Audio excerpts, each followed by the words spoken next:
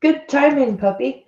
Good morning, everyone, and welcome to the Blind Press YouTube channel and our 79th coffee stream. And Skep Talk and I are back together this morning. Welcome, Skep Talk, back, everyone. He's, I think, feeling much better, aren't you, Skep? Absolutely, absolutely. We just going through my annual cold and Yeah. ran out of voice yesterday, so it's a pleasure to be back here on the stream with you. What's new in Canada? Well, we got some snow. Imagine my Um, shock. we we got a little bit. It's not too much, but enough for Alex to play Mhm. in, so he was happy. Um, and I I went on Facebook last Okay, night, which is something that purpose. yeah on purpose. Damn. Um, and I was reading a post in a parenting group that I'm a part of. Now, in this case, it happens to be a blind parent group, but in this particular case, it doesn't matter that it was blind parent because this had nothing to do with being blind. It was just a parenting question. Oh, sure. Okay.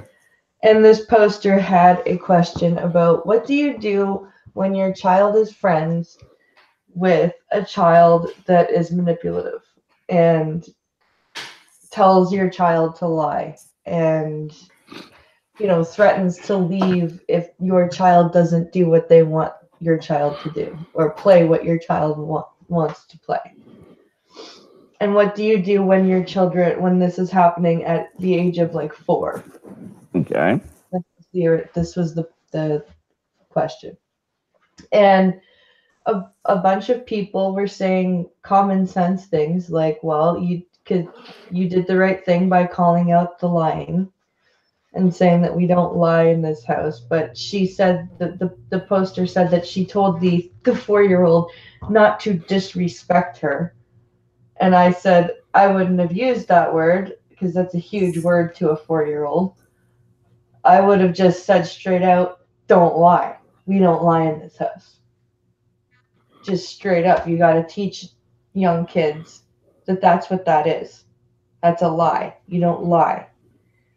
And a bunch of people agreed, but one person said that first of all, you shouldn't call lies lies. You should call them you should call it tracking because the word lie is too strong and too harsh and it brings shame on the child and the parent. It's so accurate. That's the problem. We're trying to get away from accuracy here Yeah. and get to good feels. And then so I said honestly, if when you say you shouldn't call it a lie, and when you use a different word, you're mitigating the bad behavior. Yeah. You're watering it down. Hmm. And then I said, and to be honest, I had to read your comment 5 times to figure out what you meant by tracking. Because she said I would have just gone and told the other parent, "Oops, I caught your kid tracking at my house." And I'm like, if I was a parent and somebody said to me that my kid was tracking, I would have been like, "Why were you letting my child hunt things?" Right. You know What was what it? I mean? What was he Like, tracking and why? yeah. Did you give him ammunition and a gun? Like, what the fuck? What do you mean he was tracking?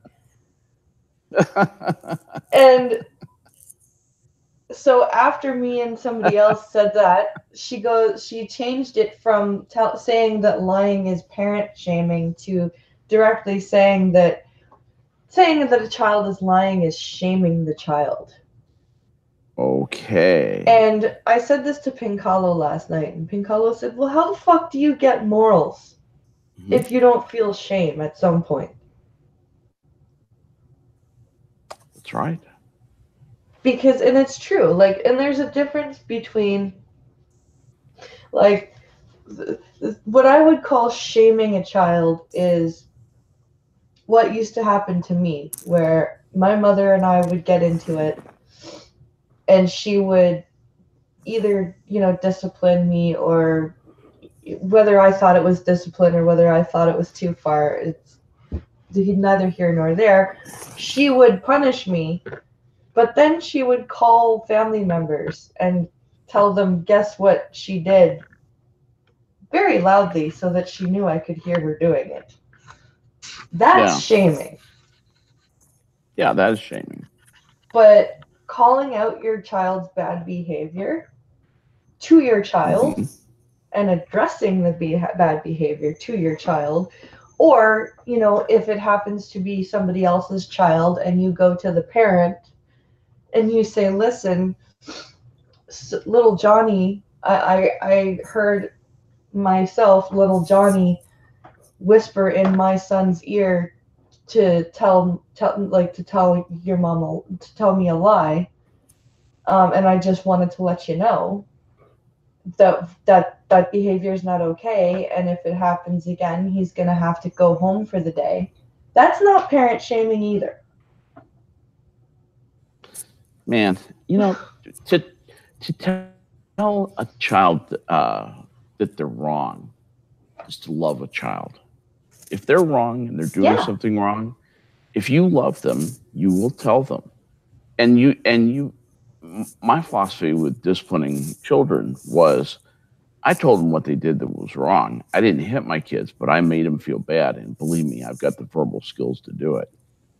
And they felt terrible. They felt like crap about what they did, depending on what the seriousness of the offense. And then when it was over, you make sure that they have plenty of hugs and that they feel reassured that, no permanent damage. We learn, we move on, and that's fine. That's part of learning. And you explain that to them also. Yes.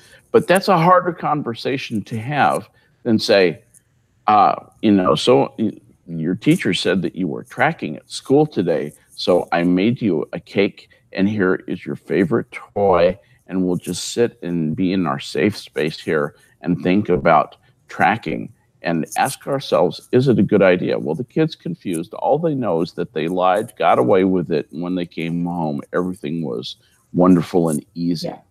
And you get a soft kind of a soft sociopath out of that kind of. Well, that's what I said to King Carlo last night. That's what I said. I'm like, you get these bemused parents on the news because there's been a pet cemetery discovered in their backyard. Right, and exactly. They don't understand. Their child was such a nice child. We had no idea. We always had plenty of safe spaces for him and never told him he did anything wrong. Yeah. And so, well, what are you doing about the pet cemetery? Well, we are trying to look on the bright side. It's a very nice pet cemetery. It could be considered art. They'll do anything to justify those children and justify themselves. But, in point of fact, they're just weak parents who are abdicating their responsibility as parents. They're not doing their job. No, they're not really parents in the strictest sense of the word, because they're not parenting. If you're going to be a parent, you have to do the job of a parent. If you don't do the job of a parent, you're not a parent. You're letting the kid down. Just my opinion. Sorry, I'm laughing at chat because Chadwick says, "What the hell is tracking? I'm lost."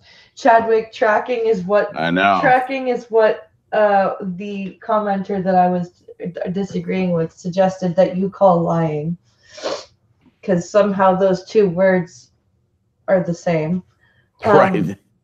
And Jacob goes, because when you think of lying, don't you think of tracking right away? I mean, exactly. I do. And Jacob Gulf City Navo says, "Why are people putting Stephen King books in their backyard?" That's a fair question, actually. So, that's going to do when those kids are just completely unprepared for outside life. Yeah, what are they gonna do They will when, not be. like, what are they gonna do when somebody who doesn't agree with their parents' ridiculous philosophy goes, dude, you're a fucking liar. Thing is, and this is kind of typical.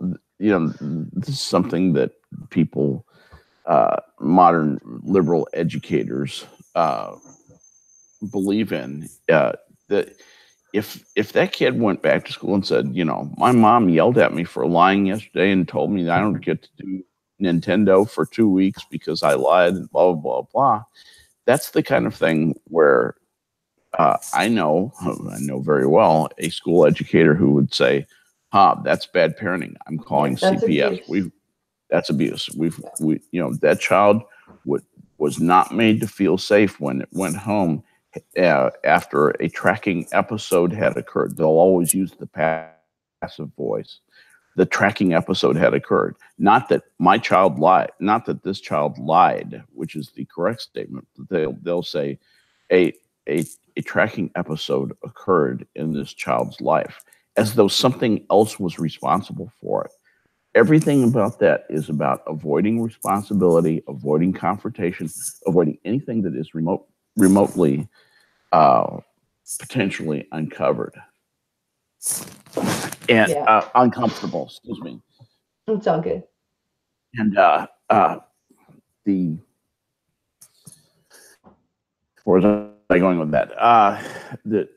Doing the easy thing over and over and over again is does no service to the child. No, none whatsoever.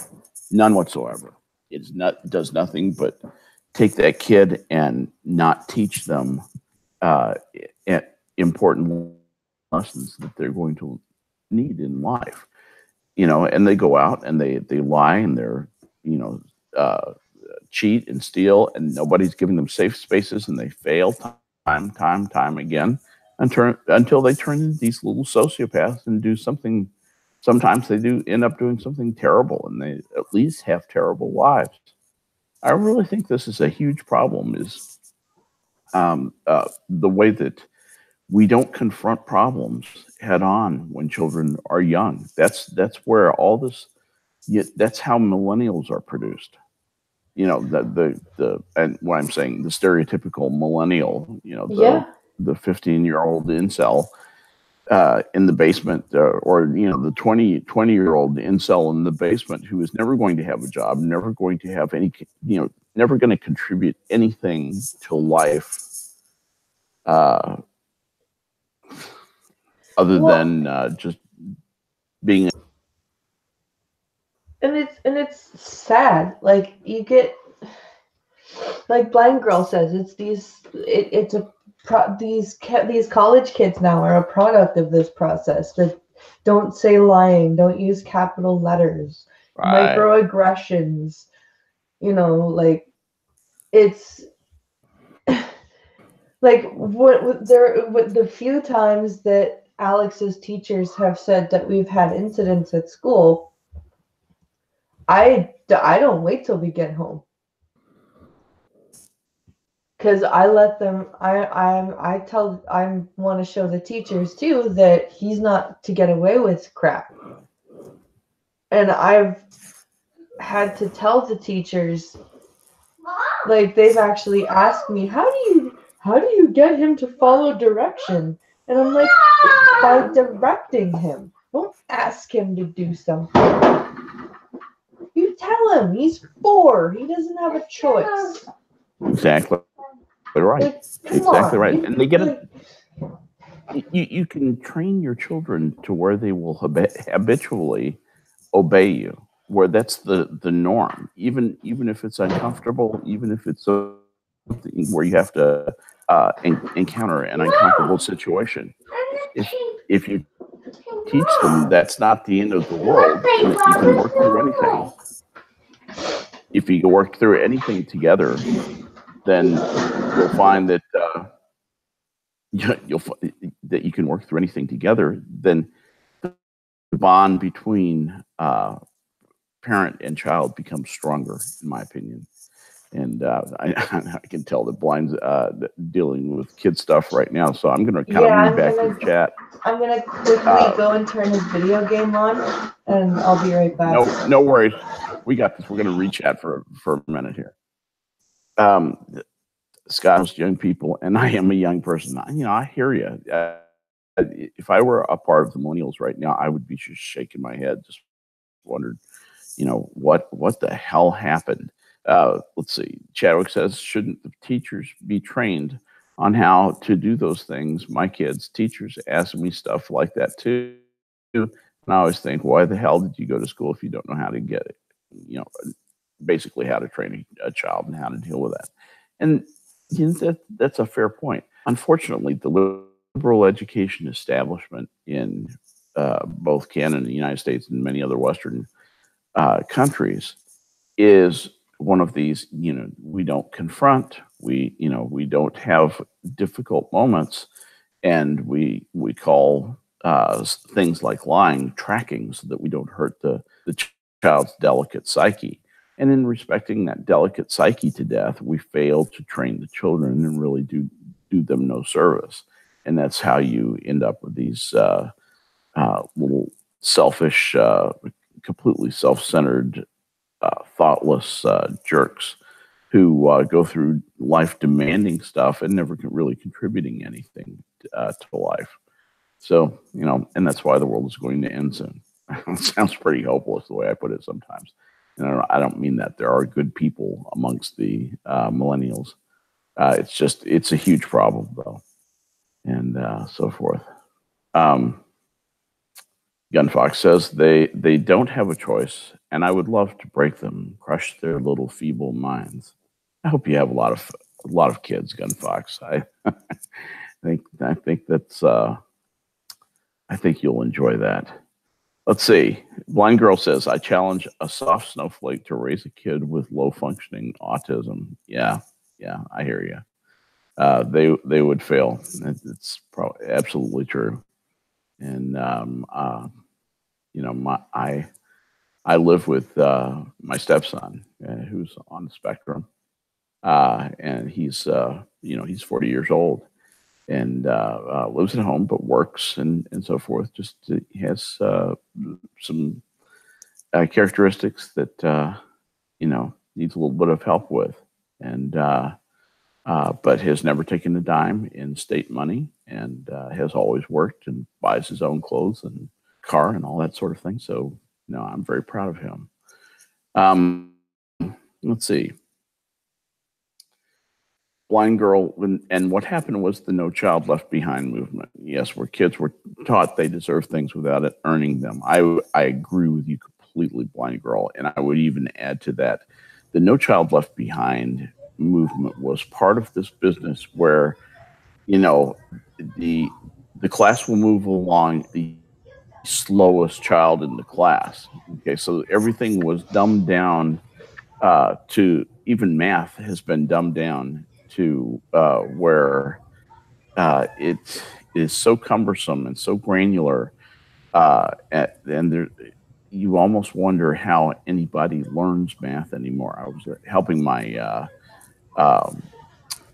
fifth grade granddaughter with her getting ready to take the PSAT. And I know fifth grade going to take the PSAT, but she's a special and very, very gifted and talented young lady. And we were going through and I said, so how would you do this problem? This was actually a couple of weeks ago. How would you, and she showed me, okay, to do, that's called division, and we do it like this. And so she showed me how you do division. And it was the most cumbersome thing you've ever seen in your life. It's like core division. What you would teach a child who was really, really slow, a tiny step by step by step by step by step. And I said, okay, well, you don't really need to go through all those steps if you want to do a division problem. Really? No. You can do it like this. I showed her how to do long division. Yeah. And she said, let me see that. And she started doing it. So she got all fanatical on it and doing long division programs and so forth. She went to school and started to show it off to the kids at their school, and the kids thought she had superpowers. She was doing the division problems, gigantic division problems, so fast. You know, they were kind of going, what? And the teacher saw it and told her, well, that's not the way that we learn to do it in school, and I want you to learn to do it the way that we do it in school.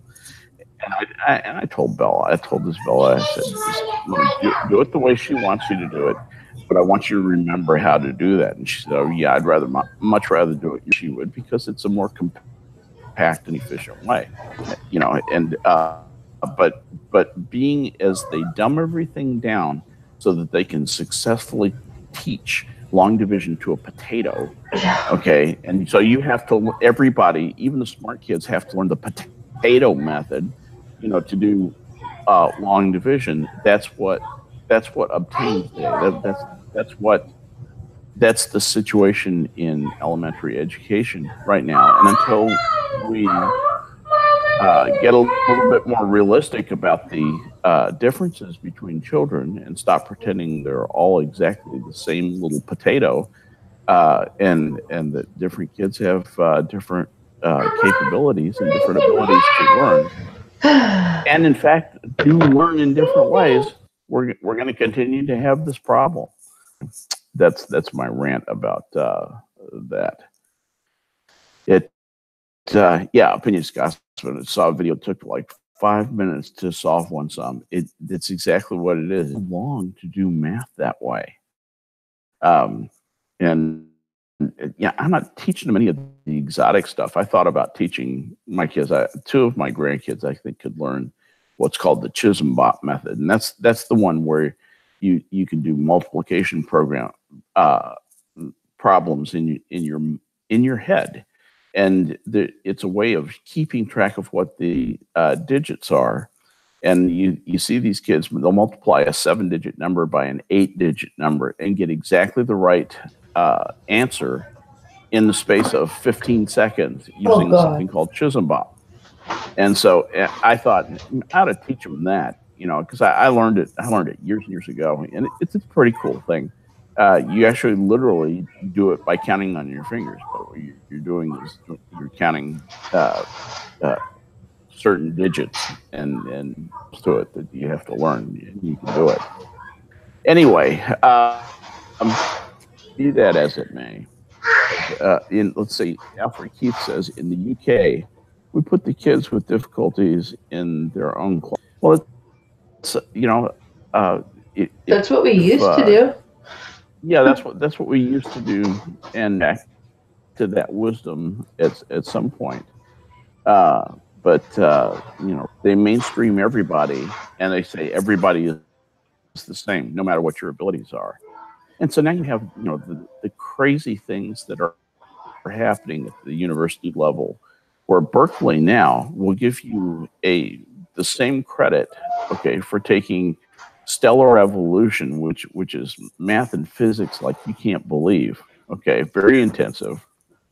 You have to have years of calculus, 2 years of calculus, differential equations, and multivariate calculus to take this to take that course. That's the same as taking a history of astronomy, which is not a history course. It's in the astronomy department, and you get the same credit for taking history of astronomy. So, and they fill that up with the people who are not good at math, so that people who are not good at math can go be astronomers. Oh, great. Just let that sink in for just a moment. Okay, that's what they're doing, and they call it's part of the Women in STEM program.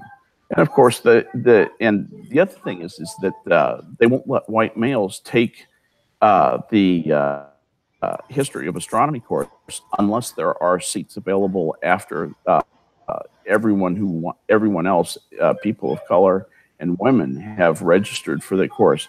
If there are any seats left, then they open it up to cis white males. Can't make this shit up. It's just astonishing. That is rather astonishing. Yes. Sorry.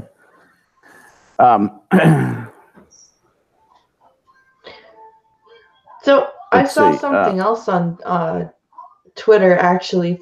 Fritz sent hashtagged it MSS News, and it was about the FCC putting in a new law for that says video games made after December 31st, 2018 are required to have accessibility features in them, and that they are also required to include disabled gamers in the development of these features so that they are actually accessible. The FCC? The FEs, the FCC. The Federal Communication, yeah. What? That's crazy.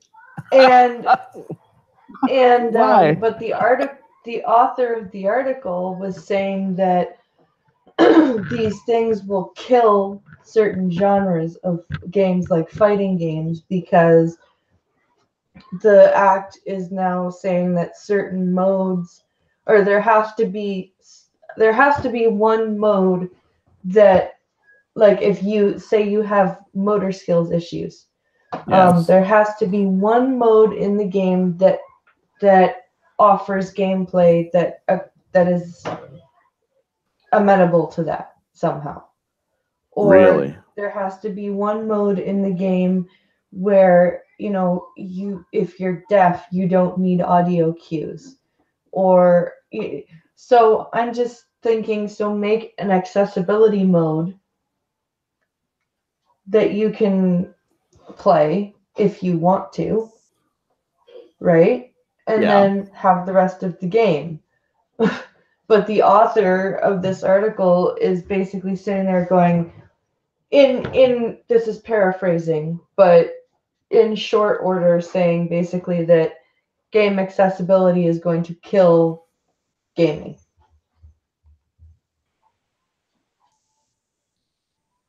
So let's see. FCC extends waiver for video game accessibility for last time. The rules apply to things like in-game chat and the interface to use them. Okay, so that's where the communication we're saying is that falls under communication, because you're I see. Okay.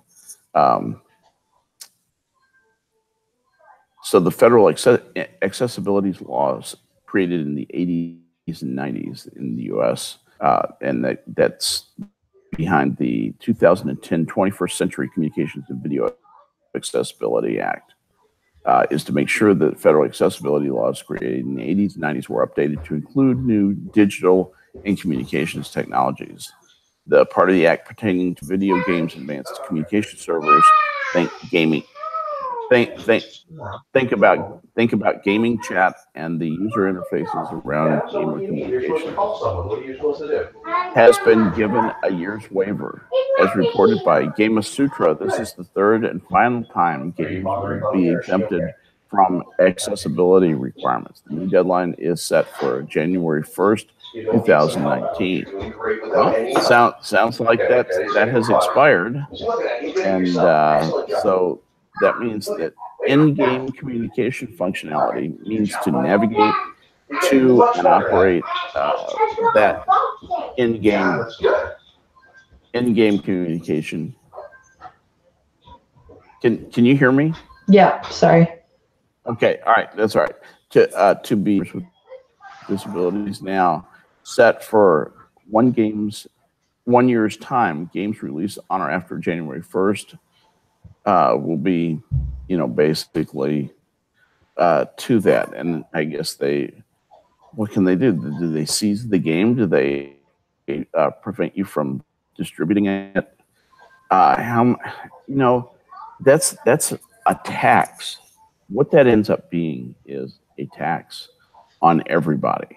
You're basically saying you're giving the government a blank check in a way, because if they can say, no, that's not an adequate effort to make in-game chat, for example, accessible to the blind or to the deaf or to people without limbs or people who have dyslexia or some other impairment. Uh, how far do you have to go? What standard do you have to reach? Theoretically, just to take it to the absurd, which is not very far away from where it is. Just imagine that. Well, with dear video game company, we have been looking at your video game, and you've done some work to make it accessible, but we don't think you've done enough. And so the company responds back, okay, what have we done wrong? Where have we missed it? What have we not included? And so they come back and say, well, we tested it with a person who was blind and deaf and had no limbs and no feeling on no ability to sense either by taste or by feel. Yeah. And that person was completely unsuccessful. We had a vegetable play it, and they couldn't play it because they're a vegetable. Exactly. It's something like that, basically. Where's your goldfish interface? How are goldfish supposed to play this game? So, how crazy do you want to get? What constitutes a good faith effort to comply with the act? What constitutes successful complying with that? What happens is government inserts itself into the company and says, okay, we're going to tell you how you have to make your product because we think this is a nice thing. We think this is a good thing. Whether or not there's any demand for it, what if no person with disability, for whatever reason, didn't want to play that? What if it's so tiny that it would be onerous? You take away the ability of the company to produce a product that it would like to produce that would benefit a lot of society because it can't comply successfully with a requirement that you're basically arbitrarily putting in there. You see what I'm saying? Yeah, I can. It's not. I see where it's bad too. Like I do see where it's bad. Somebody says in chat, Blind Girl says, it's another attempt at censorship for video games they don't like for Gamergate. I don't think I would put it there. I don't think. Yeah, I think you have to. I think you have to prove that. And I don't think anybody's even asserting that right now. I agree with you, Blind. Go ahead. I'm sorry. I didn't mean to interrupt.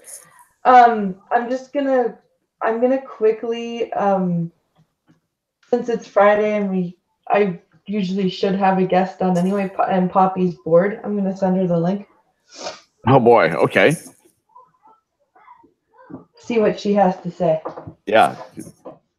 One thing about Poppy, you can count on her for interesting opinion. But Pinkalo says, the only thing I'm saying about this game thing is I bet it's being pushed by someone who identifies as disabled. Yeah, you know what? That's something that also bothers me is these people that identify as being disabled.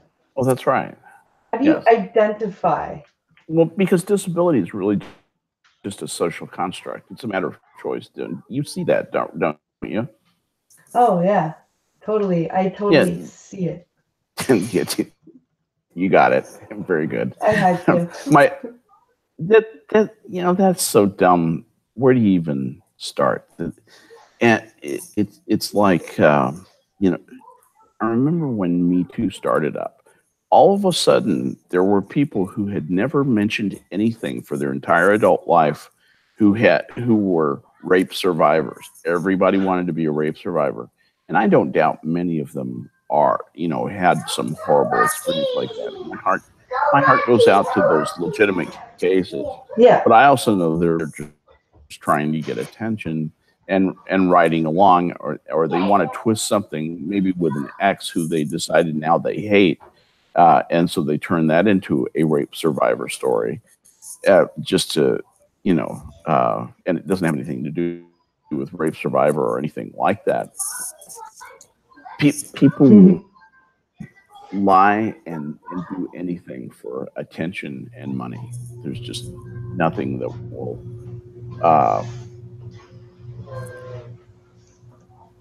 Good day, Poppy. Hey. Anyway, hey Poppy, what's up? Not much. Why did you sound scared about me coming on? I didn't know. we had been. You're just like, oh, okay. No. Do you identify You misinterpret that, Poppy? Actually, I do not. Yeah. See, that's the thing. Somebody who's actually has a disability is, in their pitching and would never even think of identifying as disabled because they're in the business of overcoming whatever challenge they have. No, I'm running out of voice, Poppy. And before we came on the stream, I was talking with Blind, and I, kind of hoping I could make it through with my voice intact. And when I heard you were coming on, my reaction was, "Oh, good, she's a talker too." We're gonna hear some opinion from Poppy, and I'll get a break. I won't have to talk as much. That was what I was reacting to. No, like I've had people call me disabled before, and I'm like, I'm not disabled. I can still do things. It just takes a little longer sometimes. Like, that's about it. Well, you're disabled in that you have to wear glasses, but I mean, you have normal vision. You can read and see screens. I do not have normal vision. When I say, okay, so you don't correct to 20/20. You don't have 20/20 correction in either eye? I don't have any vision in my right eye at all. Like, do you have any vision in the eye? In my left eye, I do. I think it's like 20/70. 20/70. I don't know. Is that with glasses? Yeah. Or looks like these. Without glasses. With glasses. So you correct a 20/70. Somewhere around there. I didn't actually pay attention the last time I went to the doctor. Okay. Pincalo said the only thing that I think they need to fix is the TTS menus. Yeah, I would say that. Like, fix the gaming platforms before you fix the games.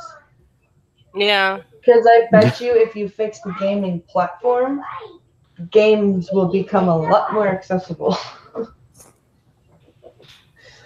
This is mostly about in-game chat, right? Is that what I understand? No, it's or is it game execution? It's now going to become about game execution. Okay.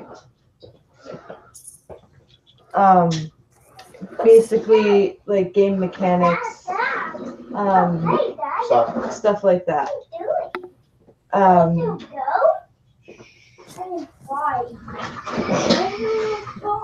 Sorry, Alex, distracting me. So, no worries. Blind, can you give me an example of where they need to add something or change something? Or is this a good time? Basically, the only thing that I would think that needs to be added is maybe more because I'm an anomaly, right? I don't need as many things. Like, if I was gonna play a game like Call of Duty, maybe making making audio cues on a map. This is his treat for if he behaves. Okay. Maybe making more audio cues on a map, so that I would know when I was close to something. Oh, okay. I see what you're saying. But they're also talking about game mechanics for people with motor skills issues, right? They're also looking at helping people who are deaf by adding subtitles or changing the color contrast for colorblind people, or there are things that can be done to help make it accessible without killing a game, if they're willing to listen to disabled gamers. Because an actual disabled gamer doesn't want a video game to be modified till it's unrecognizable. Yeah. Do you know what I mean?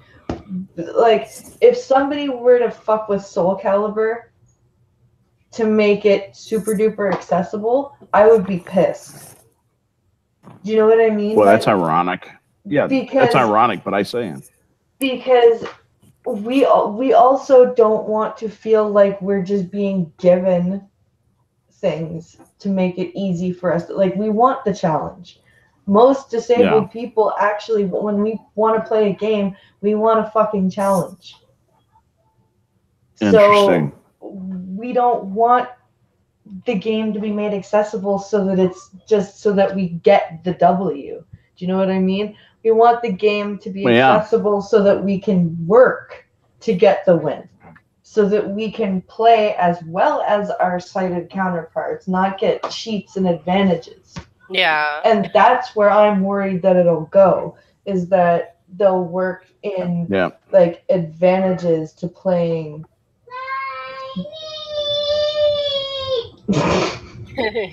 I guess he doesn't get that treat. No, he's talking to his game. Yeah. No, I get you, because I mean, I think that's what everybody wants, really. Like, you don't want to play a game that you're always winning. Like, it's not hard whatsoever, because that gets boring after a while. You know you're going to beat the next level, so what's the point in playing it? Warriors want everybody to win and want everybody to have the same score at the end, right? So what would be wrong with having a game that as soon as you started it up and you begin the gameplay, that's the end, immediately go, you're the number one in Hall of Fame. That would be the whole game, is you start the game and you're in the Hall of Fame. And you have exactly the same score with everybody. You're tied for first place with everyone else who is currently playing the game, and then it says, would you like to play again? Yeah. And you just do, that's what the social justice warriors, that's the social justice warrior game. Okay. Everybody gets a participation trophy. Yeah. I know I'm starting to sound like Bloodwing, get off my lawn. That's what's wrong with society these days. But I do kind of feel it. I do kind of feel that way. Same, Poppy. Yeah, dude, I'm 35 and I feel that way. It's okay. Well, I mean, yeah, you threw smarmy average bear too, and you've had to deal with a lot of stuff that I heard some young lady at some college saying that her professor made her feel he was talking about all the killing that went on in the 100 Years' War, felt unsafe, and she was in a safe space and they were interviewing her and all this stuff. And I think about that person, and I think about people who live lives, like you, Poppy, or you, Blonde, who have actually had to confront, this is fucking real life. Excuse my French, but this is the real thing. This is real stress, and there's no help for it. You figure it out, or you don't figure it out. You win or lose. That's not a game. That's real life, and it sometimes it just makes me hopeless for the next generation. They're not going to get this figured out. Yeah. Well, as my stepdad used to say, you either sink or swim, so learn how to swim. Yeah. Exactly. Like, okay, so here's an example of something that I wouldn't mind being added to, say, Soul Calibur. Is okay. What's up? What's up? Go play your game. I'm talking to chat. And Skeptalk and Pop Tart. Okay, go play your game. So what I wouldn't mind being added is when you go into ranked matches, which is playing online for ranked points, and you actually get put on the leaderboards online with other people and around the world, right? So you can move up in rank. Yeah. And yeah, but you can't. You don't know what character you're choosing. Like if you want to change the character you're trying to get rank points with, because it just once you pick your character, it stays that way until you change it on that particular match. So, but it doesn't announce the character. So if I wanted to change characters right now from the main character I play to somebody else that I wanted to get ranked with, I would need Pinkalo's help. Every other menu for character selection in the game announces the character audibly. Like if you're playing versus mode. I'm sorry, arcade mode also doesn't announce the character. So you have to memorize where the characters are. But for versus mode, they announce the name of the character when you pick them. Okay. I wouldn't mind if they included the character name announcement in arcade mode and ranked matches. Like that would be like the one fix. Really? Accessibility wise that I would want in Soul Calibur, and that's it. Like from a blind person's point of view. Like that's what I mean by changing the accessibility features. Just stupid crap like that. Right. Because most people who there's a guy that has very limited use of his arms and no use of his legs who plays Street Fighter V with his mouse. Yep, that's awesome. Yeah. You know, it's amazing what you can do if you just want to badly enough. Okay, Alex. I can't.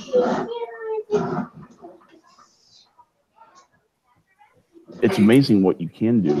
You know, if you put your mind to it and you want to badly, you know, there are ways to get around all this stuff. When I look at what Stephen Hawking, for example, the great physicist, overcome that tremendously debilitating neurological disorder that left him able to, he could move his eyes and I think he could, part of his lips. And that was it basically. That was all that he had to interface with the world. But he wanted to badly enough to make that a reality. I have a lot of respect for that guy and what he overcame. It makes me think my handicaps and the challenges I have in life, which are mostly related to age, are trivial. Still with us, Poppy? Am I still with us? Yeah, you're here. I think you're here. Sorry, I'm trying to get Alex to go play his game, and I'm threatening to turn it off, and he's not listening to me. I'm gonna eat your chocolate because you're not listening to me. Oh, he went. Okay. Guess what? I'm still eating it because there's more. That's such a mom thing. Yeah, it is that. It is definitely that. Something that blind girl said.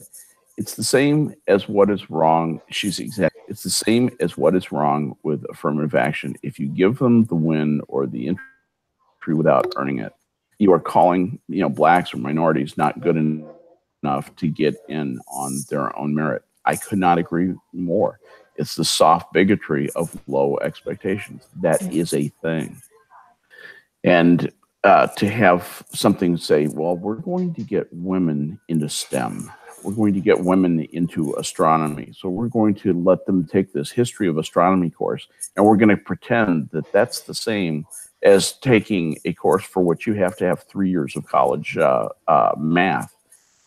Extreme calculus, extreme, differential equations and all that stuff that you would normally have to have. Well, for these other people, they can take what is a history course with no mathematics in it, and we're going to say yes, they have a degree in astronomy because they took that, and they'll help popularize it, and that's part of astronomy too, and that's just as important as looking at stars and understanding what's going on in the universe is the history of people in astronomy.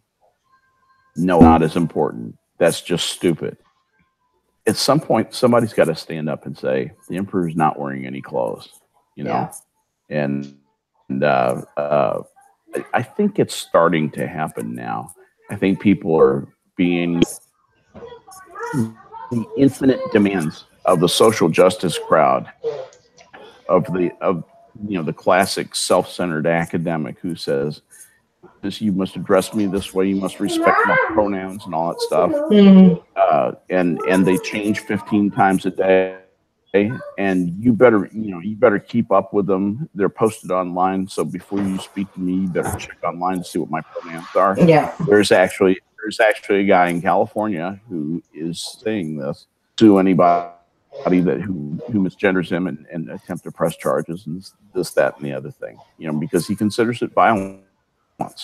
He said that's not different from battery. That's not different from being punched in the face. Oh yeah, it totally is, dude. Yeah. Yeah. Let me go show you. Exactly.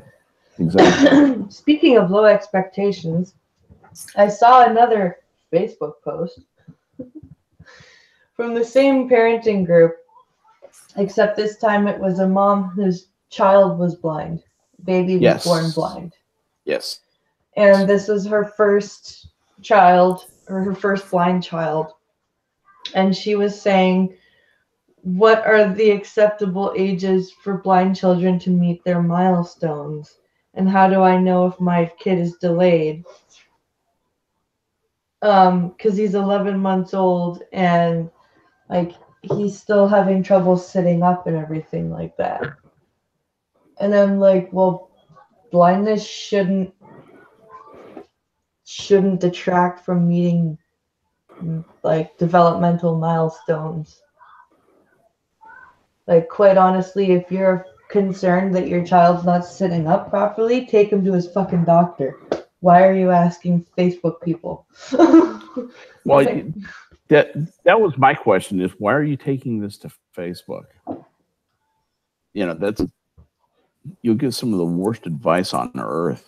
Well, asking about this stuff. Yeah, there was another parent on there who was like, "Oh, well, I wouldn't worry because my daughter, didn't sit up properly until after a year old, didn't walk properly until she was 3, didn't feed herself properly until she was 3, and she was blind, so it's fine." It's like, what? Shut up! Shut up! God, it just makes you nuts to hear that, doesn't it? Oh my God! And I'm just sitting there going like, for all the shit I talk about my mom and all the things that we get into fights about, she did me a great service by not treating me differently. Yeah. Yes. She did me an incredible service by not treating me like a fucking glass vase. Like, it was, no, go play. You know what I mean? Go play with your toys. Like she exposed me to Braille before I was in school. She didn't let me have a cane until I went to school so that I could learn to listen to my environment. You mean actually trying to teach you to function on your own? Yeah. Like almost like a normal human? Yeah, isn't that weird? Whoa. That's strange. That just seems, that's cruel. It's obvious abuse. I mean, because now what you get to do that is you get these self-reliant people who don't expect the government to do everything for them. How are you supposed to build a dependent society with people who are self-reliant and full of initiative and capability and confidence? You don't want that in a citizenry. No, apparently you don't. That seems so weird to me. It was mind-boggling, and I'm sitting there going, okay, this is her first kid, her first blind kid, so like, how do I give her a gentle, like, hey, don't treat them any differently just because they're blind, but don't come across as a total bitch, right? Like, because if she Say it cares straight. about, You know what to do. well, I did. Well, what I did was I was like, I told them, I said, I went blind at 6 months of age, and I met all of my milestones. My mom never did anything special for me. She never did things for me. Also, and then I gave her some advice. I said, be really verbal with what you're doing with your kid because they don't get the sighted environmental cues, right? Like when you carry your baby into the living room, you can be like, oh, look, there's your toy over there. But for a blind person, for a blind baby, you have to be like, okay, now we're going into the living room and we're going to sit on the couch. And oh, look, here's your toy beside the couch. Gotcha. Oh, I need to, excuse me, talk amongst yourself. My phone just buzzed at me and I need to check Streamlabs. Okay. Okay, absolutely. We'll let you do that. How about you, Poppy? How do you cope with, special situations where you need help like that? And areas that I need Or do help? you like when you're confronted with something that your disability forces you to do something different? What's the type of thing that happens to you? Normally I ask someone that's near me to help me, and they know when I say help me, it doesn't mean do it for me. Right. They'll show me how they do it, and then I find a way to modify that where I can do it. So if I actually want someone to do something for me, I just tell them, can you do this for me? If I say help, my friends and family are really good at knowing that just means help me figure out how I can do it. Same.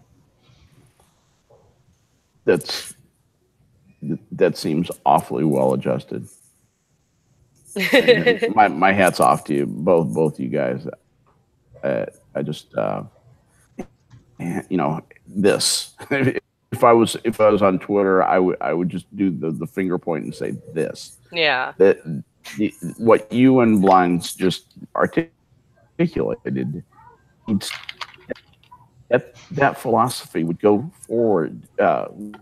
Would go a long way toward restoring sanity into how we approach helping people to do. And we need more of that sanity in our government, in our public and private life. But there are a lot of forces that seem to be trying to turn the population into a bunch of pliant snowflakes, fully dependent upon government to do most things for them, which is basically the same as enslaving a population. It makes you, that kind of dependency is neither good for the population nor for the government. And it either, at the very best, you get a soft revolution like what Russia had, and at the worst, you get a bloody revolution like France had back in the 18th century. So pick your point. Real quick, Gunfox says, thank you for the $20, Gunfox. That's awesome. Awesome. Get more M&Ms. And Skep, also that little pussy boy that thinks that the world must bow to his whatever. How much do you think his mind would break under the weight of my savagery and no fucks given? Yes, all fucks have left the building. No fucks left to give, my friend. Thank you very much, Gunfox. Gunfox, you're awesome, and that's perfectly stated, because what you find, take Gunfox's idea and make it enlarge it for to the totality of the problem that we're talking about. Life gives no fucks. Life cares not. Okay. Now the government can kind of make things soft for you and help you out, and some of the things that it does are good. They're unalloyed good, but some of them are ridiculous, and that's the part that we need to pull back. You know, Yeah. back in the day, and you're going to find this hard to believe, but the people in wheelchairs had to have somebody help them cross the street. There were ramps, down off the sidewalk, and seeing somebody tipped over in a wheelchair and needing help was not a completely uncommon sight back in the late 1950s and early 60s. And as a result, those people, by and large, didn't go out. You didn't see that many handicapped people out doing that because it was an unfriendly, markedly unfriendly environment. There are some things about the accessibility laws that are really good. The problem is government is not good at saying, okay, we've done the good that this needs to do, okay, and now we're going to, stop funding more new good things, because in especially in American government, we don't sunset our laws very well. No. Our laws stay on the book forever, and typically our laws demand money. They usually need money to live, and they usually get the money that they need to live. And so I was having a Twitter discussion with somebody, and we were talking about the original tweet had maintained that research into genetic editing abilities in the womb was going to harm the disability community by curing disabilities. People would be born, and then they would not have a disability, and that's going to harm the disabilities community. But and just think about that for a moment. Yeah, I know. By curing their disability, it's going to harm the community because there are going to be fewer and fewer members, and it will diminish their political and economic clout. Because so here's what I said back. Accidents won't happen ever, and that's a great point. Actually, I wish I'd said that. I said, you realize what you're objecting to is the same as you're against curing AIDS because AIDS research, right? So that's ridiculous. Yeah, there are crazy. plenty of other things. There are plenty of other things that we need to go find out about, research, work on, and make progress in, and to be against helping people with disabilities by curing their disabilities, because it will hurt the solidarity and the numbers in the disability community. You take that argument to its extreme. What we should be doing is researching ways to make disabled, maybe by disabling them in the womb, so they can come out, and they'll be have a vibrant, healthy community full of disabled people, and there won't be any able people at all. Like, why would you want somebody to be born like there's a difference between accepting your disability, right, and living your life to the fullest. Yes. And then wanting, like, that would to be disabled.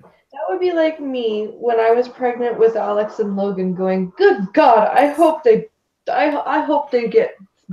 go blind at some point." Right. Like, why would I want that? No.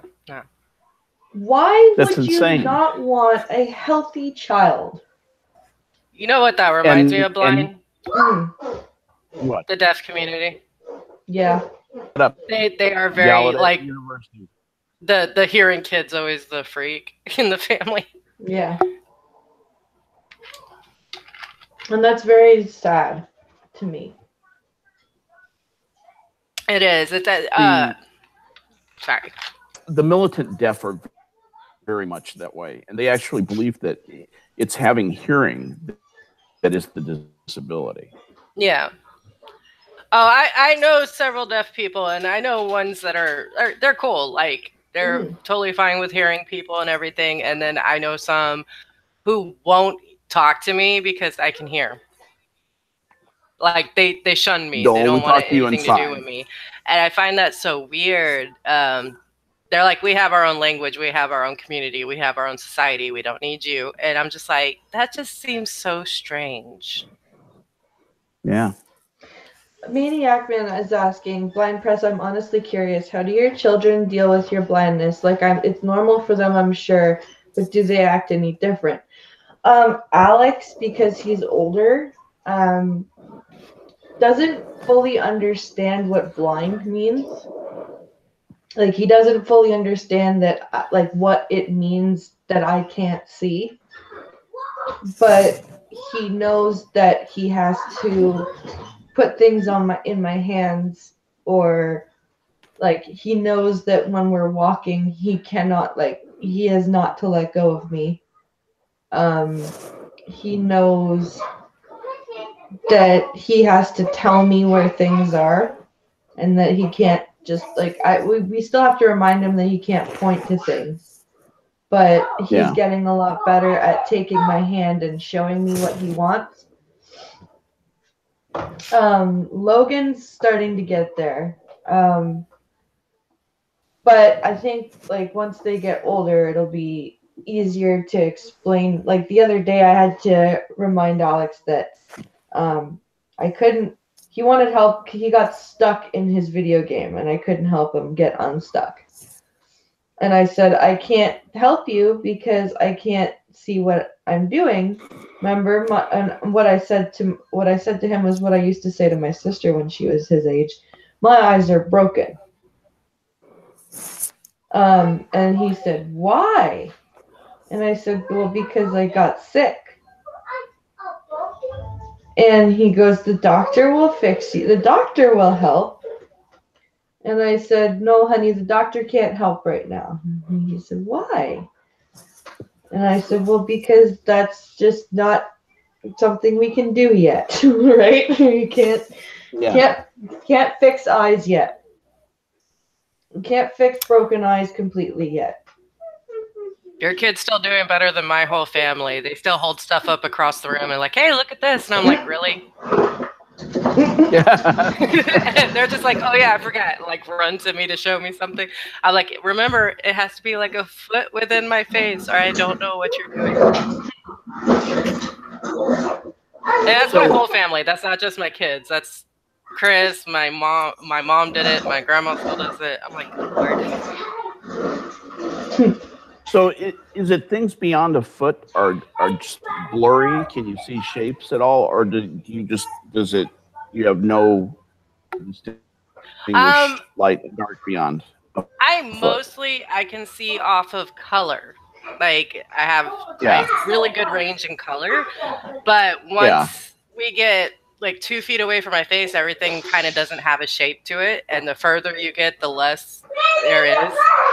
So yeah, if you're standing across a room holding something small in your hand, I have no idea what you have in your hand. I'm just like, it's blue. No. Wow. So can you read? Sorry. No. Go ahead, Blanche. Jean was asking, what about stem cell research? They haven't gotten to the point where they can grow eyes, and if they could, they still need to learn how to correctly reattach the nerves. Mm-hmm. Which is complicated with eyes. It's about the most complex thing that there is. I mean, literally, I was reading up about this so I could kind of understand, the problem better. And hold on one second. Sorry. Retina information back through the nervous system and the things that it goes through, and the way that it's linked is just even neuro profoundly complex. Not to mention the fact that the eye itself is a very complex structure with a lot of really tight tolerances in terms of everything for it to work the way that it does. So that's got to have a lot of very specialized that those kinds of solutions are going to have some very specialized, going to take a long time in terms of years of research to those linkages and structures that are gonna be required. Basically, tinker toy together an eye and the nerves to do it that attached to the brain. I mean, it's just it's a really hard deal. That a lot of people are speculating. Theoretically, every part of it is doable, but it's going to require years and years and years of research to figure out how to get it right. So, as all science is hard, and the engineering is harder. Oof. Nico's back. He just says his eyeglasses have changed nothing. He's just been told his vision is so bad he'll never have 20/20 vision again. So your glasses are no longer corrective. They are a necessity. That sucks. That sucks. Yeah, that's shit. That's shitty news. Yeah, my heart goes out to you. It's interesting. Usually on a call with 3 people, when I haul out the fact that I've had 5 operations on my eyes, I'm usually the one who is the one who got a lot of it, virtually all of it corrected through surgery. The one with good vision on this call. It's unusual for me. I grew up with, the Coke bottle glasses that people when they look through my glasses growing up, and that was an amazing thing to be able to sky with a laser to the point, even though it took 5 times to do it, to where I could see 20 in one eye and like 20/19 in the other. So I'm really grateful. They do make advances like that. It's not. You guys are young enough to conceivably, see the kind of advance in neurology to where will be available for you in 10 or 15 or 20 years. I don't know. And the other thing is that people are living longer and longer now. I read an interesting thing. It was a speculation. I think it came from Scientific American, where they were saying that 50% chance they think statistically that a person who is going to live 500 years has been born. Good Lord. Wouldn't that be? Can you imagine living 500 years? Good quality of life and felt good. If you were healthy, had good quality of life, felt good. That'd be interesting to see that much of a sweep in history, wouldn't it? If I had a good quality of life and there was less like rat race type of lifestyle going on, like, and you know what I mean by that, right? Like the treadmill of bill payment, and basically you have to work to survive. I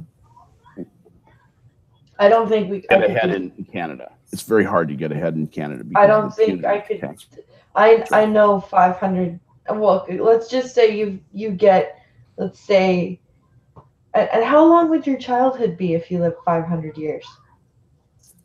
I don't know what I came back to. Hi. Oh, we're talking about living for 500 years. Okay. And, sorry. Somebody came out and speculated in some scientific journal, and I think it was Scientific American, that the first person who will live to be 500 years old has been born. That sounds horrible. Yeah. It depends on whether or not you like life. If you don't like your life, if you time, I can see, where On the other hand, it might be interesting to get to have 500 years to observe what happens. I would just like to see that much history, happen in front of my eyes. Yeah. Well, it's not like I Very don't interesting. like my life. I like my life. It's just how do I put it? Okay, well, first, I'm not extremely good at change. Okay, all right. Because the autism, I don't like change. I'm not big on it, Yeah, and in 500 years, a lot of shit's going to change. So I can Yeah. see it from your point of view of just you liking watching how things change and progress and everything. I just wouldn't be yeah, that into it.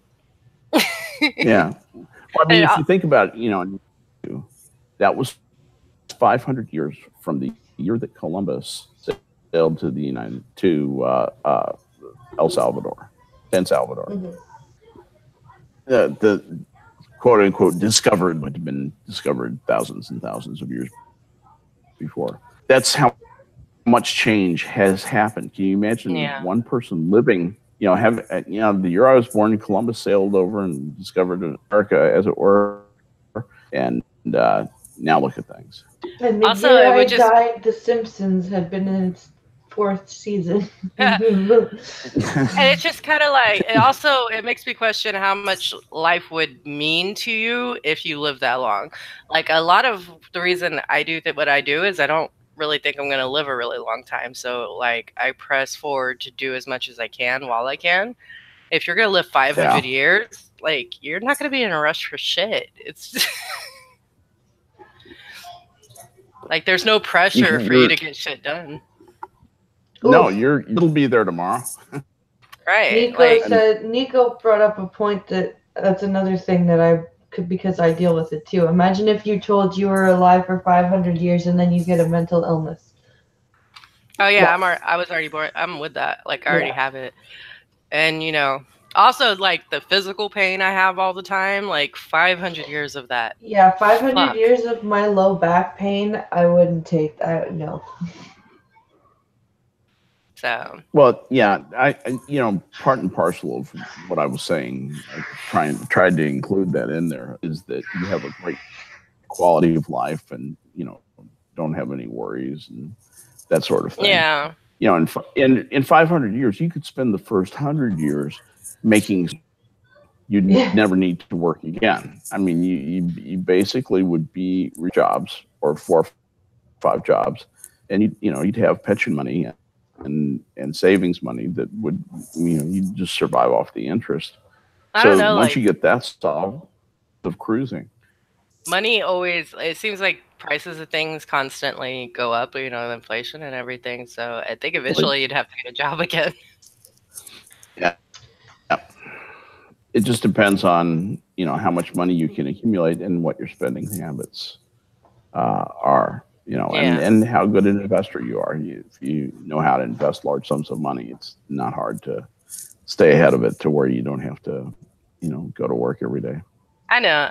I also like working. So Well, and if you enjoy working, that's an important thing. That way, she enjoys being a big shot, and she enjoys being somebody shipping hundreds and thousands of cars to Africa from the United States, and she thinks that's pretty cool. So that's an important part of her life, and she could have retired, but she chooses not to. Blind Girl is asking, Poppy, what do you think of the statement, autism is genius? it depends. There are actually geniuses that have autism, but there's also ones that are very much not. So I don't think it automatically equals a high IQ, and even if it does, that most people with high IQs don't use it for anything. Just saying. Yeah. Yeah, you can find people with high IQs who are, doing very ordinary for whatever reason. They don't care or never exploited. Technically, I have a high IQ, and basically, I remember stupid facts that no one cares about, like field mice has the largest penis in relativity to its body. Like out of all the animals. Yeah. No one gives a fuck about that, but I remember it for some goddamn reason. I hate remembering useless crap. I have so Maybe you much were a in my field head. mouse. Maybe you were a field mouse in a different life. It's important to you then. No, it's just so much like song lyrics. I can remember that like nobody's business. I can't remember people's names for shit, but I know song lyrics. Pincalo's the same way. He's horrible with names, but he can tell you, he could tell you about electronics and, like he's smart. He is a lot. Yeah. He's very smart. Yeah, I used to call my ex the Rain Man of electronics because he's so dumb with so much other things, but he could take apart any electronic and put it back together like nothing. Yeah. And fix it. Yeah, he'll fix it. I mean, he's great with electronics. If I ever break anything, I'm cool with him fixing it. I don't want him in any other part of my life, so. Richo says, got any Aussies in chat? Other than, aren't you an Aussie? Maybe he's asking for other Aussies. Sometimes Peter comes around, and if Terry was awake, he would be here, but Will Honorless said in chat, I kind of wanted to go back to it. He said that if human years, we'd still be in the Iron Age. What I think he's saying is that there would be no urgency to get anything done. It would be a mañana kind of culture, where it'll be there tomorrow. And things would be slower paced. It may be that it just would way of classifying the years. A different point of view it wouldn't really feel any different than living 100 years or 80 now. It's just the number of days that we spend during in the arc of our life would be, have more sunrises and sunsets. That's all. I think Scap wants to be a vampire. Oh yeah. I don't. Being dead and I don't know. The part is you can't go out in the sunshine, which is a drag, and things like eating and drinking and smelling delicious. Anybody who has seen my portly my girlish figure knows that I like to eat, and I'm the living part of life too much to be a vampire. And then the blood thing, which no thanks. But living a long time would be very cool, Poppy. I think that's where you're going with that. What about being a werewolf? Entropy holds nothing for me. That looks like it's painful and people apart when you can't control yourself. And, it's just. And then you remember it, I think, don't you? Depends on which way you go. Depends on the lore. Mm-hmm. Yeah, it depends on the lore. If I was gonna do something, I would want to be either Doctor Strange or Superman, and some serious superpower, and be able to, have some seeking time and that kind of stuff. I would. Superman stuff. If I was to do any supernatural type of deal, I would want to be like a demon slayer, like Ash Williams. Because I don't know why, but possession always interests me, like possession movies. But they have to be good. And it's really hard to What's an example of a good? What's a good one that you like? Well, other than The Exorcist, which is a great one. Yeah. The Evil Dead trilogy, I love. I love basically anything to do with. The Conjuring wasn't bad. But most new movies now that have to do with demonic possession are just bad. Just phenomenally bad. Like, how about you, Poppy? What about me? What do you like? Like, what kind of movies, horror movies, do you like? Yeah, mostly ghost kind. I'm not into blood and gore kind of movies. Like ones that mess with your head and like ghost kind of things too. Actually, I have way too much. And stop motion. Well, guys, I think I'm gonna have to end the stream and go corral the monkey child. So I want to thank Poppy and Skep for coming out and hanging out with me today, and I want to thank chat for bearing with me and Alex this week and last week. Things will go back to normal on Monday because Alex is back to school on Monday. Yay! So I come and join us then. Yes, come and join us then. And tomorrow night we're going to be doing the Star Trek stream with Skep, Hammer, and myself because I believe Polydub is still busy. We're going to be doing Scorpion, parts 1 and 2 from Voyager, season 3 and 4. So please come and watch that tomorrow night at 10 p.m. Eastern. And we will see you guys for another coffee stream on Monday. Have an amazing day, guys. Stay safe out there. We'll see you later. Be careful out there, guys. Bye-bye. Bye.